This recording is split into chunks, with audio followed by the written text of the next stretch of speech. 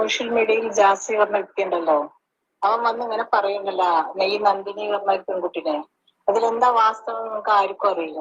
അതിലെന്താ വാസ്തവം ഉണ്ടെന്ന് ഈ ആഷിക്ക് പറഞ്ഞ ആ കുട്ടിനെ ഇവന് അടിച്ചിട്ടും കുത്തിയിട്ടും കയ്യിലും മുടിയൊക്കെ ആക്കിയിട്ടും അങ്ങനെ ഓരോ പ്രശ്നങ്ങളായപ്പോ അവളുടെ അടുത്ത് പോയി. അവളുടെ അടുത്ത് പോയിട്ട് നന്ദിനി എന്നൊന്ന് കയറ്റി വിടണം. അപ്പൊ അവൻ പണിയൊന്നും ഇല്ലാതിരിക്കുന്നു, എന്നൊന്ന് രക്ഷപ്പെടുത്തണം എന്നിട്ട് അവൻ അവിടെ പോയതാണ്. അവിടെ പോയിട്ട് ആഷിഖിന്റെ ഉമ്മയോട് സംസാരിക്കുന്നത്. അവിടെ പോയിട്ട് അവൻ എന്നെ വിളിച്ചിട്ടുണ്ടായിരുന്നു, ഞാൻ ഇങ്ങനെയൊക്കെയാണ് അവസ്ഥ, ഞാൻ നാട്ടിലേക്ക് വരികയാണ്, ജാസ്റ്റിനെ ഇങ്ങനെയൊക്കെ കാട്ടിയിരുന്നു എന്നിട്ട് പറഞ്ഞു. അപ്പൊ ആ പെൺകുട്ടി എന്നെ വിളിച്ചിട്ട് ചുമ്മാ അങ്ങനെയാണ്, എന്താണ് അവനെങ്ങനെ ആക്കുന്നത്, രക്ഷപ്പെടുത്തുന്നത്. അപ്പൊ ഞാനാണ് പറഞ്ഞത് ആ കുട്ടിയോട്, മോളെ അവൻ്റെ അടുത്ത് പൈസ ഒന്നുമില്ല, വിസ ഇല്ല, പാസ്പോർട്ട് അവൻ പിടിച്ചു വെച്ചിട്ടുണ്ട്, നീ എങ്ങനെയെങ്കിലും അവളൊന്ന് രക്ഷപ്പെടുത്തുകൊണ്ട് ഞാനാണ് ആ കുട്ടിയോട് പറഞ്ഞത്. അല്ലാതെ ഈ ജാസി പറയണ നായി പറയണതൊന്നല്ല സത്യം.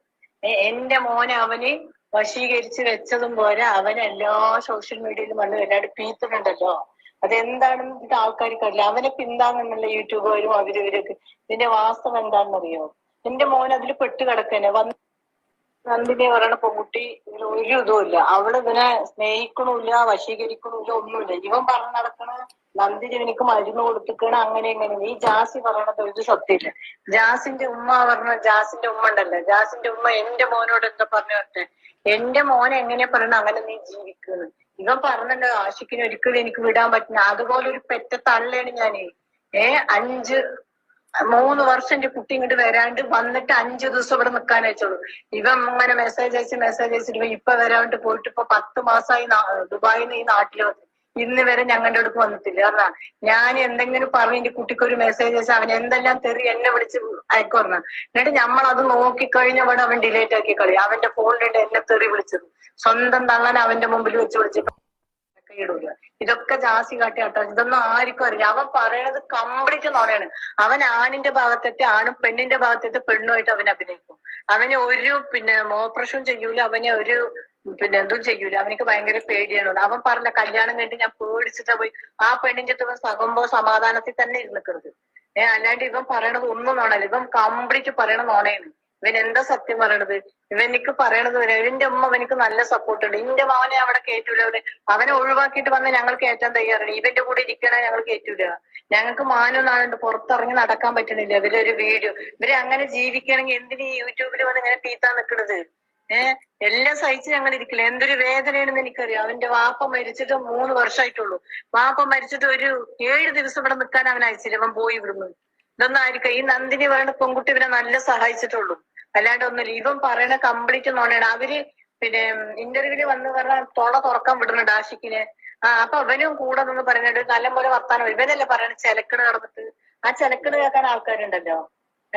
ഇതൊക്കെ നല്ല വേദന ഉണ്ട് ഇവിടെ. ഞങ്ങൾക്ക് ഈ യൂട്യൂബും അതും ഒന്നും ഞങ്ങൾക്ക് അറിയില്ല. ഈ നന്ദിനി പറയണ കുട്ടി പാവോട്. ആ കുട്ടി ഇതിനെ സഹായിച്ചിട്ടുണ്ട്. എന്തിനാണ് ആ കുട്ടിനെ ഓരോന്നും പറയുന്നത്? ഇവൻ ചെയ്ത തെണ്ടിത്തരങ്ങളും പോലെ ആ കുട്ടിനെ എന്തിനാ പറയുന്നത്? അവൾക്ക് ജീവിക്കണം. ഒരു പെൺകുട്ടിയല്ലത്. ഇവനിക്ക് അവളെ ദേഷ്യമുണ്ട് പറയണത്. ഇവനെല്ലാ തെണ്ടിത്തരം ചെയ്തിട്ട് പിന്നെ ലാസ്റ്റ് ഇവൻ പറഞ്ഞ എനിക്ക് വേണ്ട അങ്ങനത്തെ ഒരു വെളുത് എന്നൊക്കെ പറഞ്ഞിട്ട് പിന്നെ ഇവൻ ഒന്നാകണ്ടല്ലോ അവൻ്റെ അടുത്ത്. എന്നിട്ട് അവളുടെ അടുത്ത് പോയി നമുക്ക് സോൾവ് ആക്കാൻ ഇവൻ പോയതല്ലേ. ഇവൻ തന്നെ പോയത്, എന്നിട്ട് അവളല്ല വന്നത്. ഇവനെ പോയി സോൾവ് ആക്കിയത്. എന്നിട്ട് അവൻ നല്ല ആളാകണ് അങ്ങനെ പറയും. ഉസ്താദിന്റെ അടുത്ത് പോയി പറ. അത് ശരി തന്നെയാണ്. ഉസ്താദിന്റെ അടുത്ത് പോയിട്ടുണ്ട്. അവന് ഇവിടെ വന്ന് പറഞ്ഞിട്ട് അവൻ മെസ്സേജ് അയച്ചിരിക്കുന്നത് എന്റെ ഉമ്മ എന്ത് തന്നാലും നീ കുടിക്കരുത്, അതിൽ മരുന്ന് ഇട്ടിട്ടുണ്ടാവും, ഒന്നും കഴിക്കരുത്, ബീഫ് കഴിക്കൂല. 45,000 റുപ്യ കൊണ്ട് കൊച്ചിയിൽ ഇവര് വന്നിട്ട് ഒരു പൂജ നടത്തി. അത് കാരണം ബീഫ് കഴിക്കാൻ പാടില്ല. ബീഫ് കഴിക്കാൻ പാടില്ല, അവര് കഴിക്കണ്ട പറഞ്ഞവന്. ഇതൊക്കെ ആർക്കെങ്കിലും അറിയാം. ഇത് യൂട്യൂബിൽ കടന്ന് ഇവരിങ്ങനെ തളങ്ങണ്ടല്ലേ. ഇതിന് പിന്നിൽ നിൽക്കുന്ന ആൾക്കാർ കൊടുക്കണ അടി അവരിനെ പിടിച്ചിട്ട് രണ്ടാളും പിടിച്ച് കൊടുക്കണം. 2ന് 2 വീടുകൾ കാക്കണം. അവൻ പെണ്ണാവൂല, അവൻ ആണെന്നെ ആവുള്ളൂ. അവനെ ആൾക്കാരുടെ മുമ്പിൽ പെൺവേഷം കെട്ടി നടക്കുള്ളൂ. എനിക്ക് ഭയങ്കര പേടിയാണ്. അവൻ ആണിന്റെ അടുത്ത് പോയ ആണും പെണ്ണിന്റെ അടുത്ത് വന്ന പെണ്ണും ആകണവന്, ഗതികെട്ടവന്.